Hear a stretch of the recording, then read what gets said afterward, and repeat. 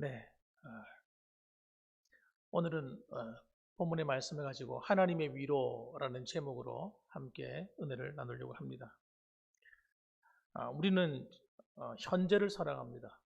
현재의 이 시간을 통해서 우리는 하루하루를 살고 있습니다. 그렇지만 우리가 살아가는 이 시간은 과거와 다른 시간이 아닙니다. 과거에도 현재를 과거의 사람들이 살았습니다. 2000년 전에도 마찬가지고요. 초대교회 당시도 마찬가지입니다. 그들은 그 시절의 현재를 살고 있었어요. 음정도 다르죠. 언어도 다릅니다. 그리고 또 살아가는 어떤 삶의 방식도 조금은 다를 수가 있습니다. 그렇지만 근본적인 것은 다르지 않습니다. 사람이 살아가는 모든 삶의 근본은 사실 바뀔 수가 없죠. 왜냐하면 2000년 전의 사람이나 지금의 우리나 살아가는 그 삶은 여러분 그 양식에 있어서는 다를 수 있지만 근본적인 것은 동일한 것입니다. 그리고 신앙생활 하는 것도 마찬가지죠. 신앙생활도 그때가 다르고 지금이 다른 것이 아니라 그때도 마찬가지로 하나님을 섬기고 예수님을 믿음으로 신앙생활했고 지금도 역시 그렇습니다. 그렇기 때문에 성경을 읽다 보면 그 당시에 어떤 성경의 내용을 우리의 삶에 적용을 할 때에 어색하지가 않을 때가 많아요. 어색하지가 않아요. 또 이해가 됩니다.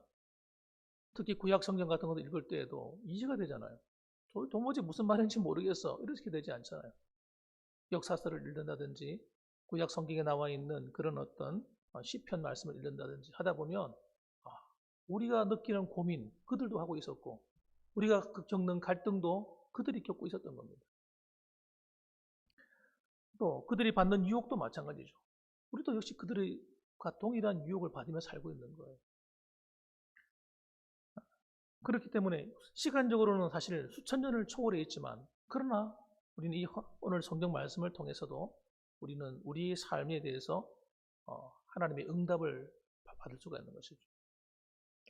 자, 그럼 오늘 하나님께서 우리에게 들려주시고자 하는 말씀의 메시지가 무엇일까요? 무엇이겠습니까? 우리 3절 말씀을 읽어보겠습니다. 3절 말씀을 읽어보겠습니다. 같이 한번 읽겠습니다. 시작. 찬송하리로다. 그는 우리 주 예수 그리스도의 하나님이시요 자비의 아버지시요 모든 위로의 하나님이시며. 찬송하리로다. 하나님을 찬양하겠다는 거예요. 뭘 찬양하겠다는 겁니까? 이 가운데 가장 핵심적인 말은 바로 모든 위로의 하나님이시다. 이 말을 하고 싶은 거예요. 다른 말은 늘 듣던 말이에요. 그러나 오늘 본문의 말씀에 새롭게 등장하고 있는 단어가 위로라는 단어입니다. 이 위로라는 말이 이 짧은 본문 아닙니까? 11절까지 말에 무려 위로라는 말이 2절과 7절 사이에 10번이나 나와요. 위로, 위로, 위로, 위로. 이렇게까지 강조하는 경우가 드물잖아요. 그 말은 무슨 말이에요? 오늘 주제가 위로라는 거예요. 바울이 고린도 교회에게 지금 이 시간 1절부터 11절까지 이 말씀을 통해서 전하고 싶은 것은 하나님의 위로라는 것입니다. 위로가 중요합니다. 이 위로가 사람을 살리기 때문에 그런 거예요. 낙심해 있던 사람의 마음을 용기를 주고 힘을 주고 새 힘을 얻게 만들어요. 예전에 오래전에 된 이야기지만은 한 축구 선수가 있었습니다. 이 축구 선수는 굉장히 좀 자질이 있는 사람이에요. 그래가지고 사람의 눈에 띄어가지고 여러분 지금도 유명한 구단이지만 그 당시도 유명한 구단이었어요. 리얼 마드리드라고 하는 스페인에 있는 축구 팀인데 거기에 발탁이 돼가지고 어린 나이에 그곳에서 뛰게 되었어요. 그래서 자기 포지션이 뭐냐면 이 골키퍼예요, 골키퍼. 그런데 그렇게 골키퍼를 해가지고 리얼 마드리드에 가서 이제 젊은 나이에 들어갔으니까 이 청년의 앞날은 그냥 팔자가 핀 겁니다. 그냥 승승가도를 달릴 수 있는 토대가 만들어진 거예요. 그런데 하루는 이분이 밖에 나가서 차를 타고 가다가 불의의 교통사고를 당하게 됩니다. 교통사고를 당했는데 의사가 하는 말이 당신은 더 이상 축구선수로 뛸 수 없습니다.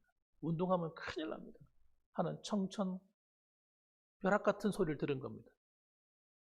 그때 이 젊은이의 마음이 어떻겠습니까?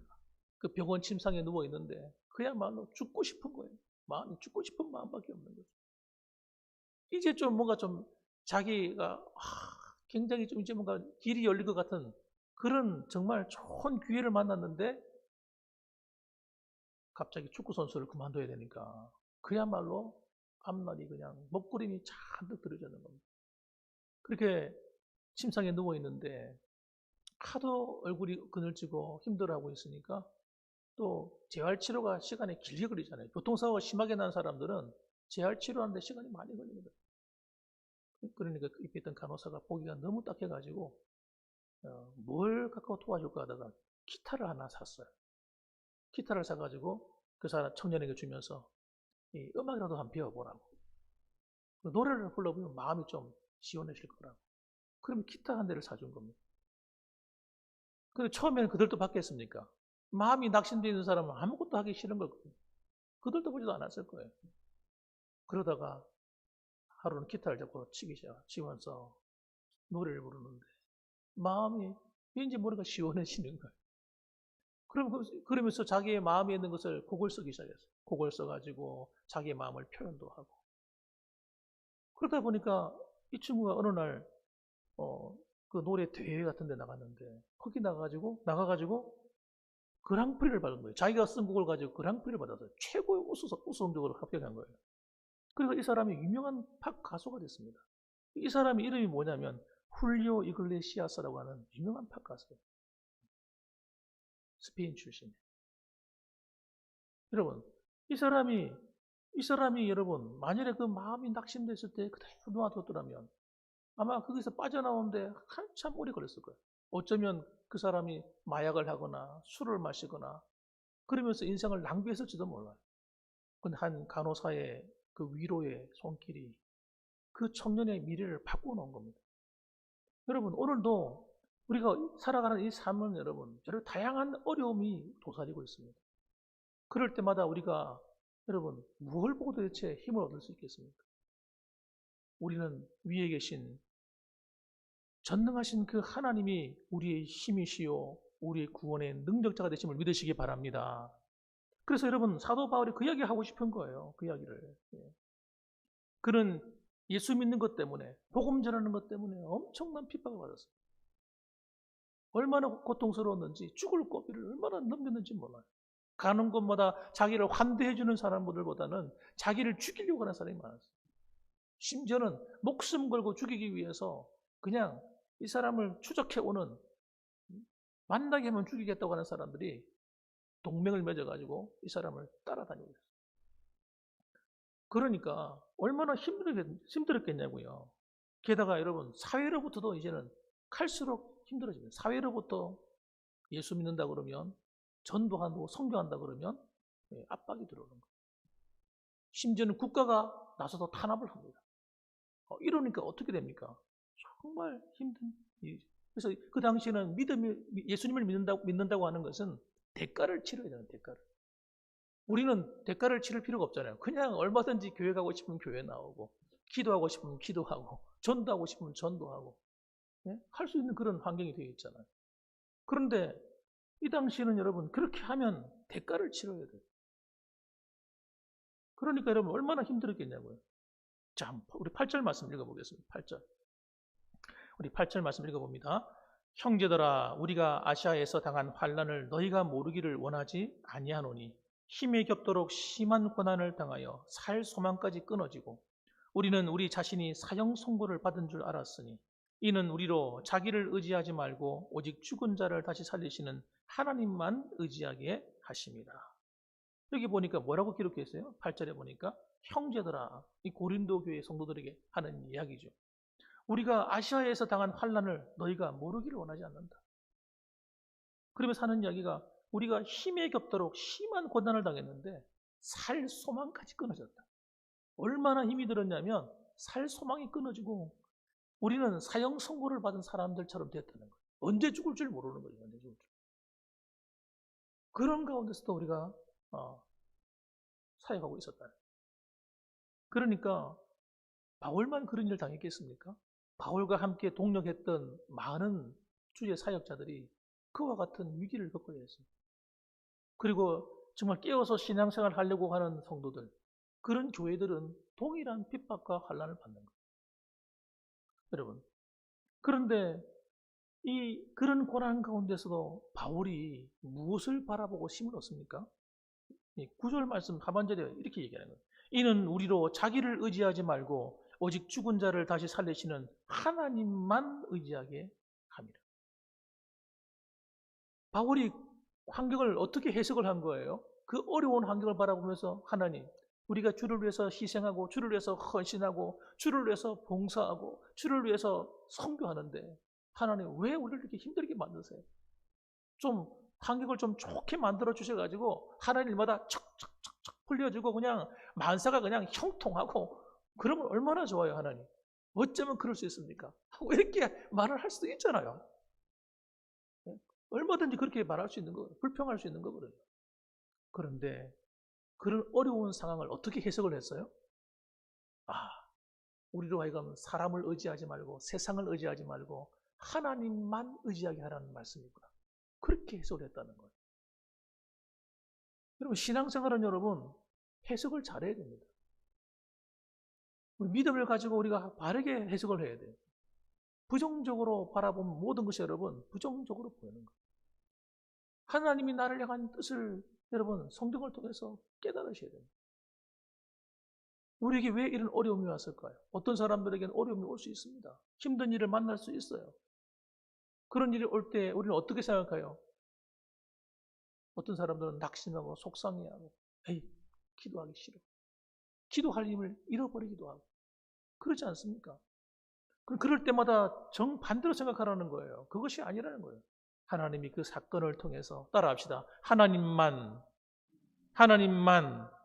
의지하게 하심이라. 그렇게 바울이 얘기를 하는 겁니다. 오직 죽은 자를 다시 살리시는, 사형 선고를 받아서 죽을 지경이 됐는데 죽은 자를 다시 살리시는 하나님을 바라본다는 거예요. 우리의 삶이 역경 가운데 놓여 있는데 여러분 우리를 다시 살리시는 그 하나님, 그 하나님을 바라보게 하셨다는 거예요.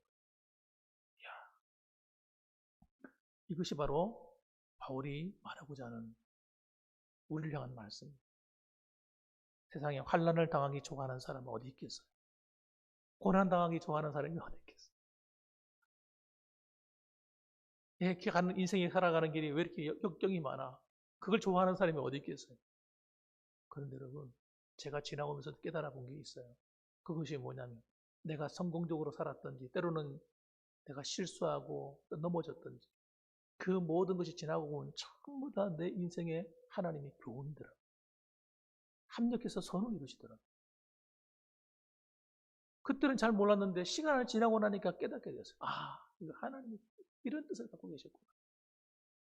여러분, 그러면 얼마나 힘이 나고 용기가 나는지 몰라요. 하나님 뜻을 깨닫게 되면. 자, 우리 4절 말씀 한번 읽어보십니다. 그래서 그는 그 고통 속에서 어떤 걸 깨달은 거예요? 죽을 것만 같은 고통 속에서 하나님이 오히려 나를 위로하심을 깨달았다는 거예요. 자, 4절 말씀, 5절 말씀인데 한번 읽어봅니다. 우리의 모든 환난 중에서 우리를 위로하사 우리로 하여금 하나님께 받는 위로로서 모든 환난 중에 있는 자들을 능히 위로하게 하시는 이시로다. 그리스도의 고난이 우리에게 넘친 것 같이 우리가 받는 위로도 그리스도로 말미암아 넘치는 도다. 아멘. 하나님은 이 환난 중에서 우리를 위로하신다는 거예요. 이 어려운 가운데서 하나님 버려두시는 하나님이 아니라 하나님이 하나님을 바라보게 하시고 하나님을 의지하게 하시고 하나님이 그들을 위로하셔서 새 힘을 주시고 그렇게 하나님께서 함께 해주셨다는 거예요. 그리고 하나님은 어떤 분이에요? 능히 위로하시는 이시다. 하나님은 글쎄 좀 위로해 주실까? 그런 게 아니라 능히 얼마든지 위로할 수 있다는 거예요. 어떤 환경이든지 상관없다는 거예요. 그래서 그리스도의 고난이 우리에게 넘친 것 같이. 왜 그리스도의 고난이 넘친 겁니까? 복음을 위해서 주를 위해 핍박을 받으니까. 믿음으로 살려고 하는 것 때문에 오는 고난이 있으니까. 예. 그런데 하나님의 위로는 더 크다고 얘기하는 거예요. 여러분, 우리가 주를 섬기다 보면 때로는 힘든 일이 있을 수 있습니다. 하나님을 섬기는데 때로는 오해를 받을 수도 있고요. 우리가 주를 섬기다 보면 때로는 마음이 힘들 때도 있고 건강이 힘들 때도 있고 힘들 수가 있어요. 여러분 그런데 여러분 그 자체를 바라보지 마세요. 하나님이 어떻게 봐주시는가가 중요한 거예요. 그런 가운데서 하나님의 위로가 크다는 걸 얘기하는 거예요. 그렇기 때문에 여러분 우리의 신앙은 여러분 타협하면 안 됩니다. 에이 이쯤 하면 되지. 적당히 하지. 아유 내가 뭐 이른다고 되나. 힘들다고 타협해버리는 속상하다고 타협해버리고 이렇게 타협하고 저렇게 타협하면 여러분 우리가 아무것도 못합니다. 아무것도 할 수가 없어요. 이런 일 저런 일이 있든지 간에 어떤 일을 만나든지 간에 여러분 타협하기보다 하나님 위로를 사모하시고 하나님의 은혜를 사모할 수 있기를 주님의 이름으로 축원합니다. 바울은 그 길을 택한 거예요. 누가 자기를 방해하고 힘들게 하든지 이 복음 전하고 선교하는 이 일을 내가 포기하지 않겠다는 거예요. 심지어는 내 목숨이 끊어진다 할지라도 나는 포기하지 않겠다. 그리고 하나님의 위로만 바라보고 나가는 거예요. 그러니까 여러분 하나님께서 그를 쓰실 수밖에 없는 거예요. 믿음의 선포예요. 여러분 우리에게 그런 믿음의 선포가 있어요. 내 마음속에. 제가 하루는 부산에서 사역할 때 등산을 간 적이 있습니다. 교우들하고 같이 등산을 갔는데 어디서 만나기로 하고 산을 타고 올라가기 시작했어요. 그런데 타고 올라가다 보니 길을 잃어버렸어요. 가도 길이 없는 거예요. 오솔길이라도 있어야 되는데 아무런 길도 나오지 않아. 갑자기 두려움이 팍 엄습하더라. 산속에 아무도 없는데 어디로 가야 될지도 모르겠고 길도 모르겠고 두려움은 엄습하고 게다가 이 까마귀 한 마리가 나를 쫓아다니는 거예요. 깍 여러분 그때 해는 질라고 그러고 까마귀가 깍깍거리며 쫓아다니고 그때 진짜 이 마음속에 이 두려움이 공포가 밀려오더라고요. 그래가지고 제가 생각을 했어요. 이거 어떻게 빠져나갈 것인가. 그런데 머릿속에 하나님이 지혜를 탁 주시더라고요. 그게 뭐냐면 높은 곳으로 올라가라. 높은 곳. 밑에서 찾으면 안 보이는 겁니다. 높은 곳에서 올라가면 아래가 보일 것이다.